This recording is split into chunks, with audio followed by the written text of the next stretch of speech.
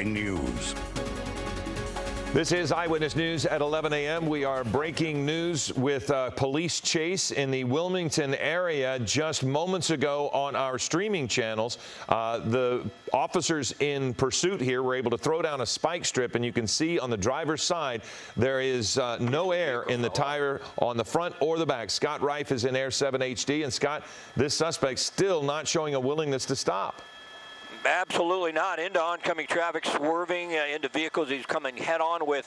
Now, both of the tires on the left side of that vehicle are flat from the spike strip, pulling into a gas station here, and there are a lot of officers in the area going to have a very difficult time maneuvering that vehicle down this same alleyway once again. Once those tires go down to the rim, you see he almost lost control. I think we're going to see a foot bail here. It wouldn't surprise me if he gets out and runs on foot. There's a lot of officers in the area, so he's not going to get far. But the good news is, Philip, you know, we're really concerned that someone would have been hurt. They would have ran into another vehicle. The threat of that is over. We can't tell if the suspect is armed, but it looks like he's just running. It doesn't appear to be anything in his, well, reportedly armed and dangerous, but we don't see him reaching for anything in this situation. And officers will have him in custody here in a minute. Wilmington and Anaheim is basically where this started, by Port Police. They got a helicopter overhead. Don't know exactly what the suspect is wanted for, but you see now he knows he's caught. He's given himself up. They'll tackle him, get him to the ground, and get him in custody. So, yeah, the pursuit is over. We did have that vehicle clip another car, but we don't think there were any injuries, so that is good news. Certainly, though, we saw the ability here, or the possibility that somebody could have been hurt or even killed by the way and the erratic manner in which that suspect was driving.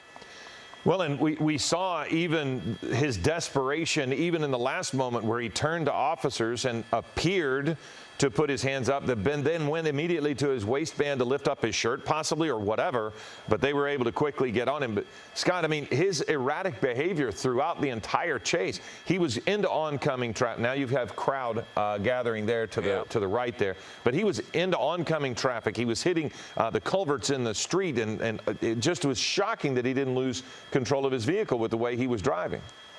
Absolutely. We're fortunate that nobody got hurt. It was obvious the suspect, didn't really have complete control of that vehicle or complete control of his senses. He was really erratic. He had no willingness to give himself up until the last moment when it was inevitable. And, that's what we're seeing. We're at the corner of Anaheim and Wilmington.